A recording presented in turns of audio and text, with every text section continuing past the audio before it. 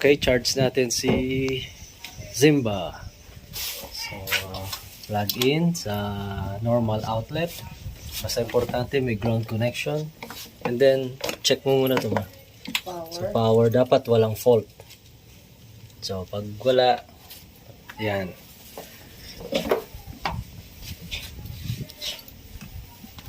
Yan.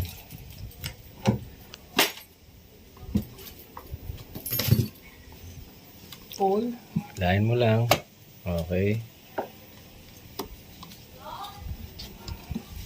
And then, yan is, Full. ingatan lang kasi may kuryente na yan. Yan. Then, para kang, yan, charge mo lang. Okay. That's it. This is Then, it. Pansit. yan, charging na yan.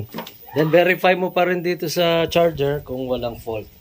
So, pag nag-blink, charging na yan. Para ka lang nag-charge ng smartphone mo. Okay. And then, tignan mo na rin doon.